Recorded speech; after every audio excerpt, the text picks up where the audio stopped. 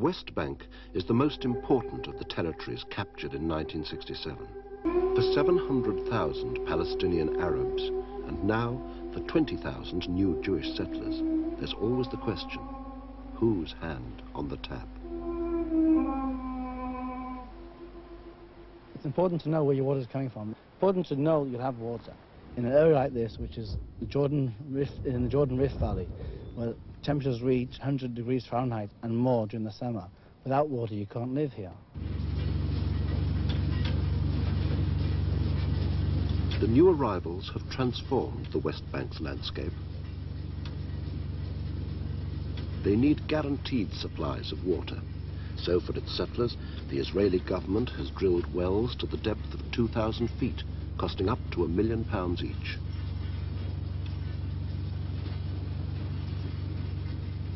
The new settlers believe they have a holy mission. Any idea of the land or its water resources being returned to Palestinian hands is unthinkable. If they control here, they control everything. There is no question of giving water into the hands and not giving other things into the hands. And control here should be only in Jewish hands. In the Middle East, water is scarce. Its control is vital. Overpumping can ruin the underground reservoirs. In the West Bank, the Israelis have found water in the desert where no Arabs have ever drilled before. But they warn the Arabs that any future attempt to compete in the search for water would not be tolerated. We know one thing for sure, that a competition between the two societies on water resources will bring to one result, to the total destruction of the resources that could be the resource for survival for the two societies. Israel makes sure that no such competition takes place. This rig is primitive by Israeli standards. It's drilling one of the handful of new wells for Arab farmers that the Israeli military government has licensed since 1967. For 14 years, Arab farmers' use of water has been effectively frozen by the West Bank Water Department's withholding of drilling licenses. Why is it that Israeli settlements are allowed to drill for water when Arab farmers have not been allowed to drill for water since 1967, in almost every case? Well, first of all, I'm not authorized, or the Water Department is not authorized to issue new licenses. This is a policy of the government of Israel that licenses will be given, or the licenses will be given by us, but only when and if the Water Commissioner will approve any petition. So this is a political decision that is taken? This is a political decision, and we got it as it is. Israel captured the West Bank from Jordan in 1967. Since then, between the Central Mountain Ridge and the Jordan River, the Israelis have drilled some 24 wells, nearly all to a deep aquifer never previously tapped. Israel regards this aquifer as new water for it to dispose of. There are now Jewish settlements there who utilize the deep aquifer only without, in fact, any influence on the other water sources. From this specific place, the government has the right to decide to whom they're going to give the additional unutilized water. But they only give it to Jewish settlements, not to Arab farmers. As a matter of fact, you are right. But is it fair that Arabs shouldn't be allowed to use that water? It has nothing to do with justice or injustice, because it doesn't hurt any Arab individual. Any. Everybody has his water rights as he had before, or better. It might be much better. It is not much better, but it's still either the same or better. The rest of the water, the unutilized water, I do believe that the government, whoever it is, has the right to decide what to do with it. If there will be somewhere in future another government, I'm sure they will have another priorities for this water. not for the Jewish settlements. But the government that is in power at the moment is not an elected government as far as the Arabs are concerned. It's an imposed government. Yes. And that imposed government has told them you can have no more water in the Jordan Valley for agriculture. For the time being, that's the facts. In the West Bank, the military governor's water department is staffed by Arabs. They record the flow of water in the West Bank's springs and rivers. And they check the water level of all Arab wells to guard against overpumping. They must help implement an Israeli drilling policy of which they strongly disapprove. For it's the Arab staff who find themselves telling Arab farmers that they have no hope of being allowed to drill new wells for irrigation. Those farmers who come to you must know that new wells have been drilled for Jewish settlements. Not know, they see it. So they see the drilling rigs and wells being used and water coming out and land being cultivated. So they see this. So how do they feel? What do they say when you tell them that they have no chance of getting a permit for their wells? Well, what do you expect them to do, you know, or how to feel? Really, they feel bitter about it. In an area where the water pumped for all Arab farmers is limited to an annual 26 million cubic meters, the amount used by Jewish settlements is increasing rapidly. When do you think the point in time will come when the Israeli wells are pumping more than the Arab wells? They already, in fact, now they are taking more. In 80-81, as I understood, they are pumping now about 27 million, which is more than the pumpage by the Arabs. It's impossible to confirm those figures. Statistics for the amount pumped by the Israeli wells have not been published since 1979. They're a military secret, making official denials hard to challenge. How much water at the moment is being pumped by those wells? The exact quantity is 17 million. So you should put the question in its proportion. Which year was this? 17 million. Last year. It was 17 million in 1978, 1979, and there's been 6 new wells drilled since then. It is still 17 million. Once you drill new wells, you don't extract extra water. I've been told it's 27 million. I'm sorry. There's no mystery about Arab water consumption. In 1976, meters were placed on every well and tap, and quotas limited the water that could be used. For Arabs, it was a sharp reminder of how tightly Israel could control their water supply, though Israel denies any such intention. There is no case in the whole West Bank that any Arab farmer or anyone who used to use water before, no one took any drop of water from him. How real is this fear of an Israeli hand on the tap?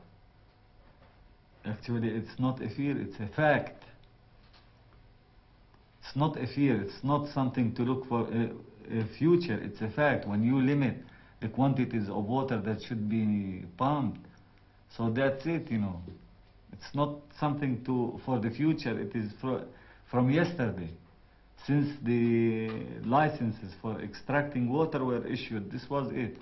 It's been said to us that no Arab has actually lost any water rights since 1967 as a result of the Israeli occupation. As a statement, this is true, that since all those who were in 67 and they owned wells, they didn't lose anything. But certainly you can't stop life, you know, and stop time at 67 and say that's it, you know, for the Arabs, you know, for the people living here. And actually this is what happened. That since 67, no more drilling, no more development, no more, nothing. We stopped at this point. Those who had wells in 67, they still have them, but nothing new. Much of Palestinian agriculture has been unchanged for decades. The rituals of olive growing long predate Israel's occupation of the West Bank.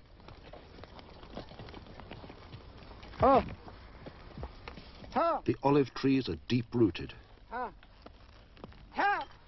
hardy enough to survive the rainless months. For olive farmers, there's little need for water for irrigation, even if they could afford it.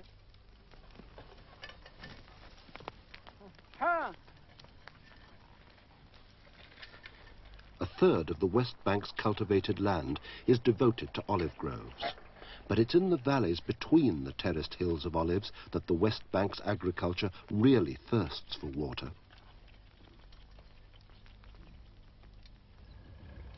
In these valleys, irrigation could transform the economy. Without irrigation, only one crop a year can be grown, such as wheat or barley, dependent on the winter rain. With irrigation, 2 crops a year of much more valuable vegetables or fruit could be cultivated. The potential for agricultural expansion is immense. In the West Bank, only 4% of the farmland is irrigated. In Israel, the figure is 50%. There are water restrictions on both sides of the border, but their effects are profoundly unequal. Under Israeli rule, West Bank farmers have slowly raised their income, but within Israeli limits. Their exports to the Israeli market are strictly controlled. Israeli farmers have free access to the West Bank market. So the main route for West Bank farm exports is across the Jordan River bridges into neighboring Arab countries. An unpredictable outlet.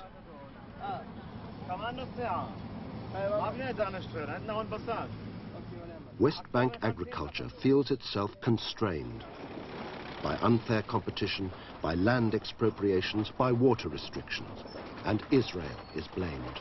You see, you have to understand that the West Bank economy is primarily agricultural at this point, not so the Israeli economy. Agriculture is the main source of livelihood for people. They need the water, they need the land in order just to live and to continue to exist. If these basic resources are taken away from the Palestinians, they will have very little left.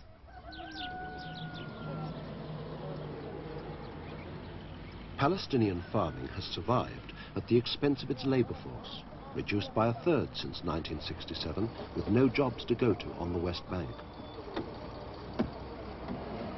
The surplus workers have joined the exodus to Israel, of 30,000 unskilled laborers bussed across the old border, the invisible green line, every day. Leaving at dawn, returning 12 hours later. That Arab farmers suffer from water restrictions has not affected Israeli policy.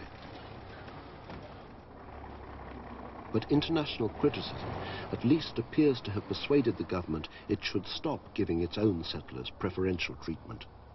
We are now constructing a pipeline from the Lake of Galilee, which is totally our resource, downwards to Jericho in order to supply our settlements with what we call our share of the total water balance.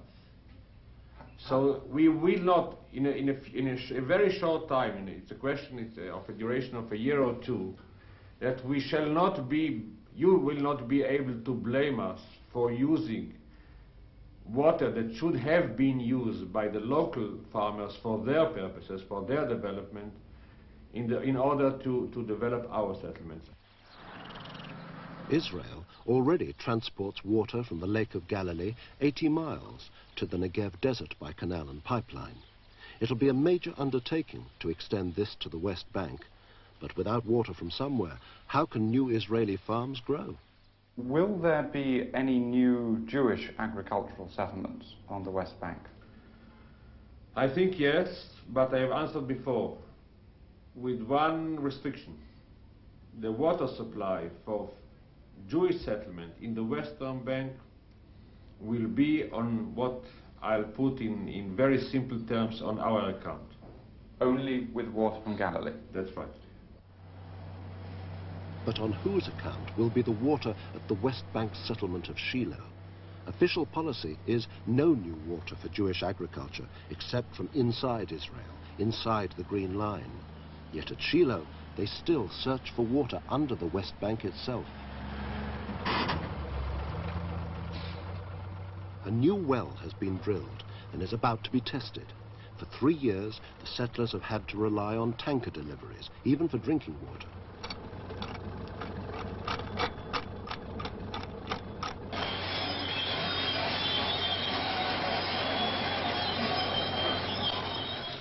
Now, first results from the new well indicate so much water that the Shiloh settlers hope to use it to irrigate up to 20,000 dunams of land, 5,000 acres. For drinking purposes, it's obviously too much, but thank God we have plenty of land in the area which we've not been able to use agriculture on these lands because of the fact that we have no water. Once we have the water, these lands which are not being used now will become a very great source of income to the people here. So how many dunams in all would you expect to be able to irrigate? Close to 10,000. 10,000 in the future, if the water suffices.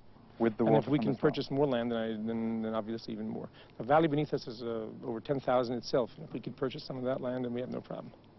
The land that Shiloh wants is farmed by Arabs. But so little of the West Bank's land is officially registered that settlements find it easy to expand. The question is, will the government allow Shiloh to use the new water for agriculture? The settlers there told us that they were planning to use some of that water to irrigate between 10 and 20,000 dunams of land for agriculture. And you got it from the settlers settlers there in Shiloh? Yeah. They are planning to irrigate some 20,000 dunams? That's right. I don't know, but I'm sure not in Shiloh. If they ask for permission to use the water for agriculture, do you think they'll get permission?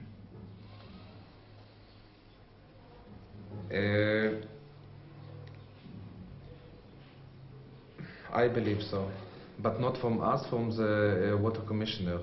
I don't know the results of the drilling the well at Shiloh.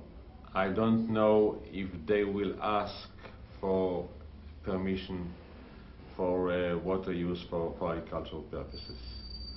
I know one thing, we shall not, and we intend to do it, we shall not treat Israeli settlers for agricultural purposes in other means than Arabic farmers. Shiloh will be a test of the Water Commissioner's sincerity, for 2 miles north of the settlement is the valley of Sawiya, a dry farming area where Arabs have no hope of being allowed water for irrigation. To lose land to Shiloh would be bad enough. To watch it being irrigated with the West Bank's water would be worse. The Farah River is another test of Israeli intentions. There, the biggest Arab irrigation scheme on the West Bank has awaited official approval for 3 years. The river's channeled in open irrigation canals. Water evaporates and is lost. Enclosing the canals would save water, and paid for by foreign aid, cost Israel nothing. But there's still no approval. The Arabs see the Green Line, the old border, as the boundary of prosperity, and they're on the wrong side. There is no extra water being used for agriculture in the West Bank now. Except in one respect, there is no extra water used for agriculture inside the Green Line since 1967. Exactly parallel with what's happening in the Western Bank. But are there any areas of Israel which need water for irrigation in the same way that the dry farming areas of the West Bank do? So what is your offer? Let me answer your question with a question. What is your offer? Your offer means cancelling Israeli agriculture inside the Green Line, Israeli settlements inside the Green Line, in order to make it able to Arabs outside the Green Line to construct new agriculture. So cancelling agriculture that exists for 20 years in order to create new agriculture by another nation. Is that an answer? Is that the only alternative? This is the only alternative.